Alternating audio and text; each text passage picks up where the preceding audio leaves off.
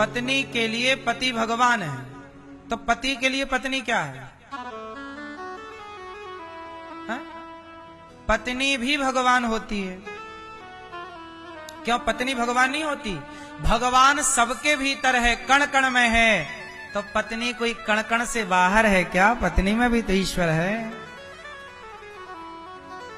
सब में ना भगवान है। तो पति भी भगवान है और पत्नी भी भगवान है। पति है देवता तो पत्नी है देवी, पति है नारायण तो पत्नी है नारायणी।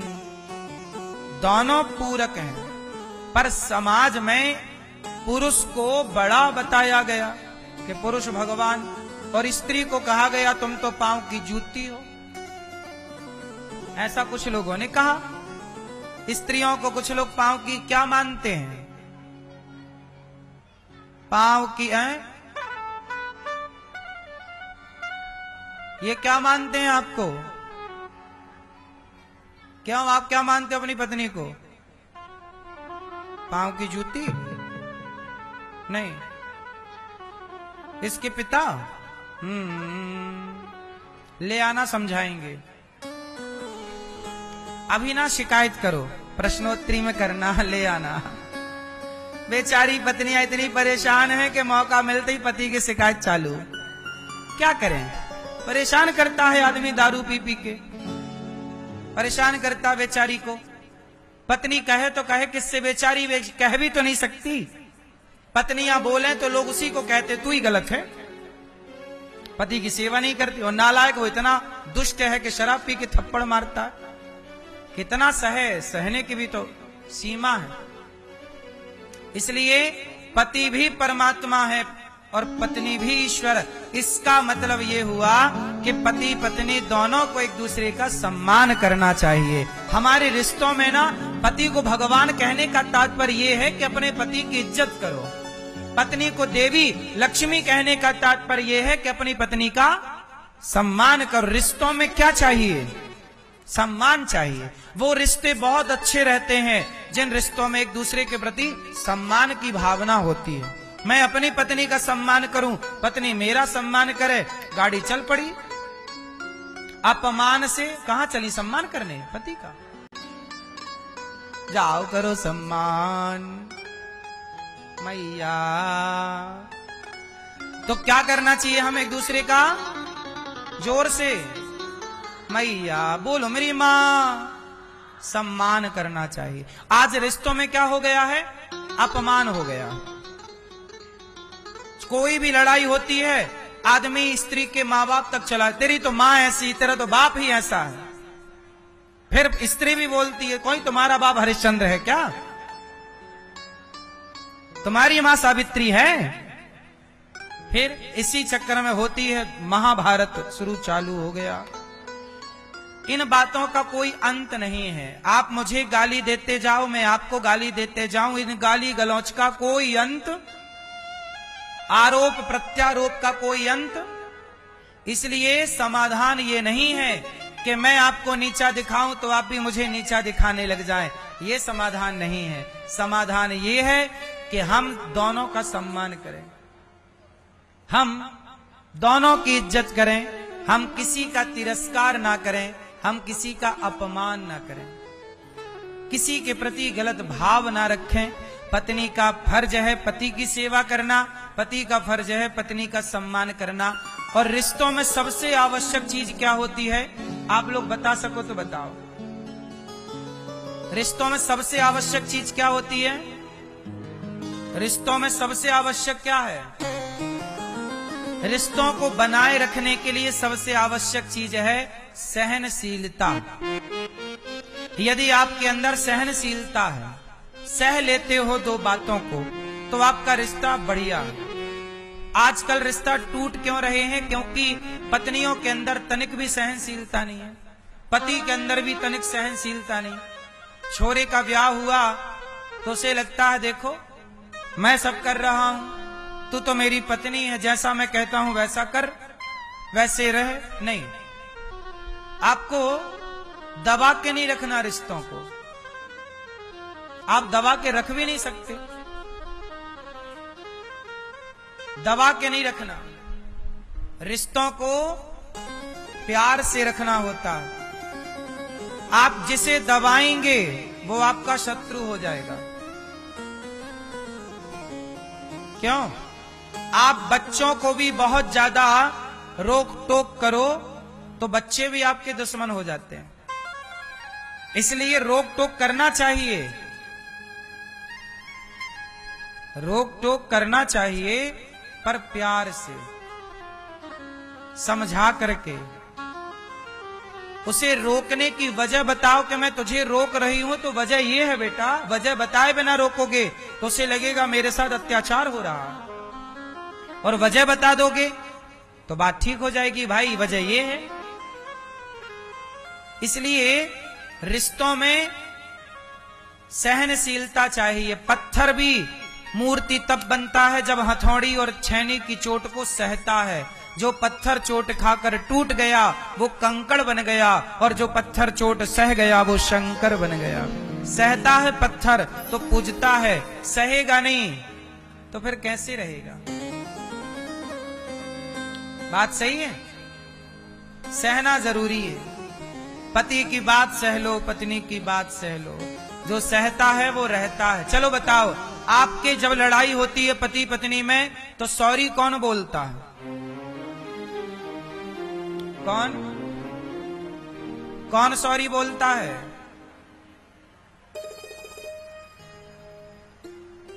कौन सॉरी बोलता है बताओ? क्यों भैया, आपकी लड़ाई होती है पत्नी से? नहीं, ये तो कह रही हैं होती है। झूठ बोलना पाप है। बताओ, आपकी लड़ाई होती है, सॉरी कौन बोलता है? ये बोलते हैं, आप नहीं बोलती हो मैया? क्यों, आप में सॉरी कौन बोलता है लड़ाई में? आप पति नहीं बोलते एक भी बार? क्यों दादाजी? देख लो इधर भी। बताओ, आप सॉरी बोलते हो? पत्नी है आपकी, लड़ाई होती है? नहीं, लड़ाई नहीं होती आपकी कभी? कौन सॉरी बोलता है? पहले कौन बोलता है? पहले ये, आप क्यों नहीं बोलते? चलो बताओ, उस लड़ाई होने के बाद जो पहले सॉरी बोलता है वो समझदार है या बेवकूफ है? कौन समझदार? बोलो। जो पहले सॉरी बोले वो समझदार, और जो बाद में सॉरी बोले वो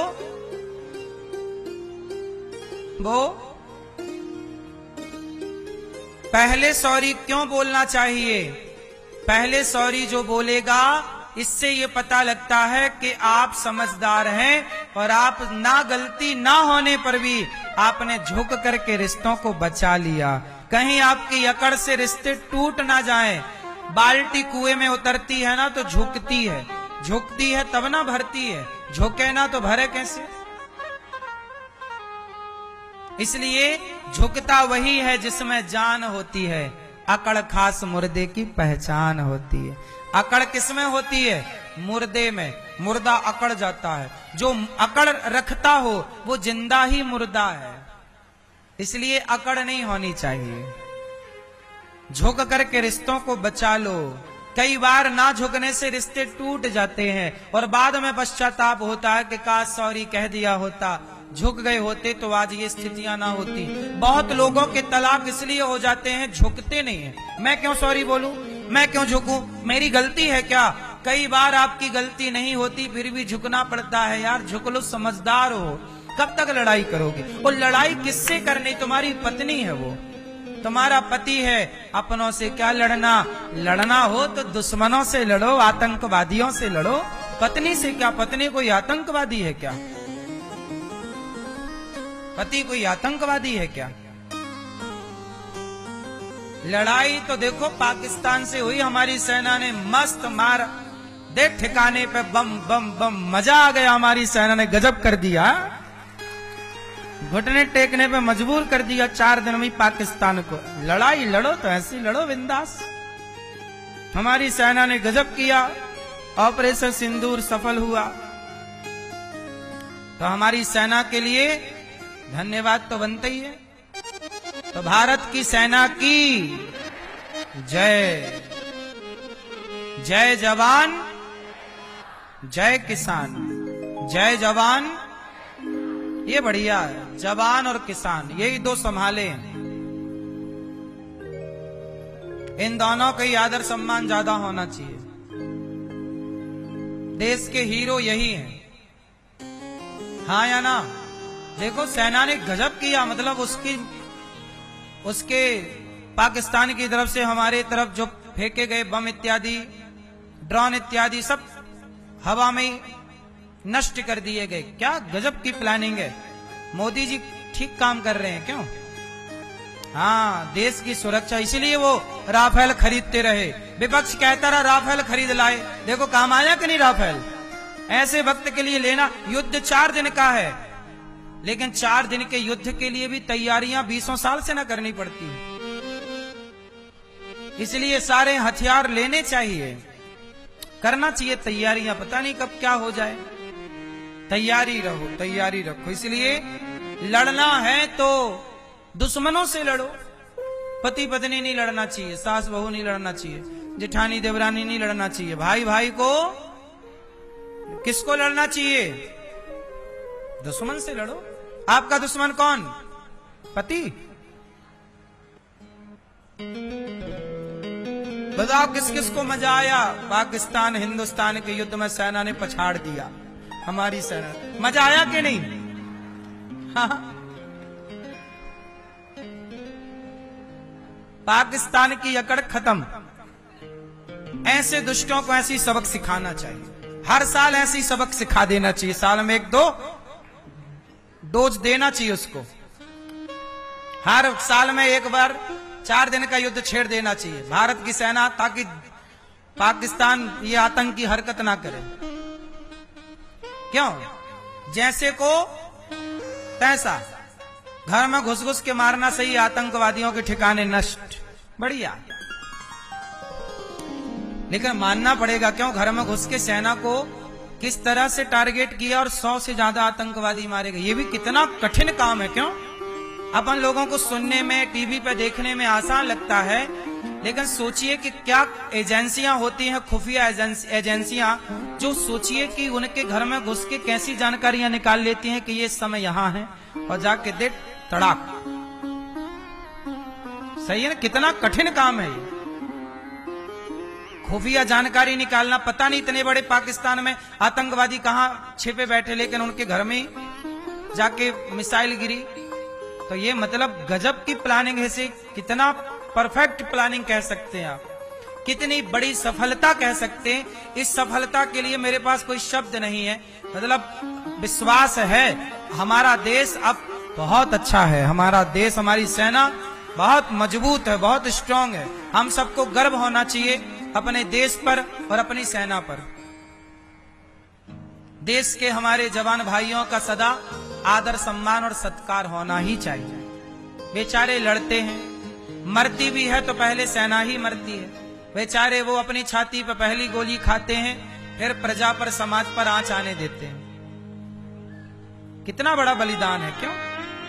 इसलिए बहुत बढ़िया प्लानिंग। इस युद्ध से ये समझ में आया कि हमारी प्लानिंग कितनी बढ़िया, हमारी तैयारियां। मोदी जी हर देश में जाके घूमते हैं ना, सबसे दोस्ती करते हैं। अब पता लगा ना कि सारे देश अपने साथ आके खड़े हो गए थे। ये घूमने का फायदा है। विपक्ष बोलता रहा कि काहे जा रहे हो, पैसा बर्बाद कर रहे हो। लेकिन देखो, घूमना, दोस्ती करने के लाख फायदे हैं, दुश्मनी करने का एक भी फायदा।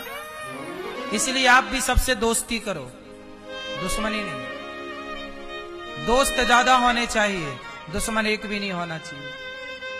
अभी पाकिस्तान का सपोर्ट किया किसी देश ने, एप्पल वगैरह आते थे, उस देश से बंद कर दिया हमारे व्यापारियों ने। बंद ही कर देना चाहिए उस देश से आयात। कौन सा देश है? चीन तो है ही है, हैं? तो इराक है क्या? तुर्की, तुर्की, तुर्की है कि तुर्की? ठीक है। वहां से एप्पल वगैरह आते थे, जबकि उसके पास ना भूकंप आया था 2013 के लगभग। बड़ी मदद की थी भारत ने, दवाइयां भेजी थी खेप विमानों में भर भर के। उसने पता चला कि उस तुर्की के ही सेना ने पाकिस्तान की तरफ से ड्रोन भेजे थे। मतलब तुर्की लड़ रहा था भारत से, पाकिस्तान का तो क्या था। ये देखो, ये गद्दार देश हैं। ऐसे देशों से कोई भारत का सौदा नहीं होना चाहिए। आर्थिक रूप से हम सब बहिष्कार करें वहां के सामान का। इसकी एक छोटी सी चर्चा मैं आपको याद दिलाऊं कि जब अमेरिका के द्वारा जापान में परमाणु फेंका गया, तो आपको पता है जब जापान के उस छोटे से देश ने अमेरिका का बहिष्कार कर दिया, वहां का सेब नहीं खाया। बोले हम बिना सेब खाए रह लेंगे, बिना सुविधाओं के रह लेंगे, पर अमेरिका का कोई सामान, क्योंकि उस समय अमेरिका ने उस पर प्रहार कर दिया था। ये उस समय की घटना है। इसलिए जो हमारे भारत का दुश्मन, देखो राष्ट्र से बड़ा कोई नहीं होता। मेरा घर परिवार सब बाद में है, देश पहले है, राष्ट्र पहले है। इसलिए पाकिस्तान का जो दोस्त है वो हमारा दुश्मन है। पाकिस्तान हमारा दुश्मन तो पाकिस्तान के सपोर्टर भी हमारे। इसलिए हम सबको वहां तुर्की इत्यादि के चीजों से बचना चाहिए, बहिष्कार करना चाहिए। देश पहले, भारत माता पहले, हमारी राष्ट्र भूमि पहले। भारत माता की, भारत की सेना की, सिंदूर मिशन की। पाकिस्तान में बम और फेंको 6।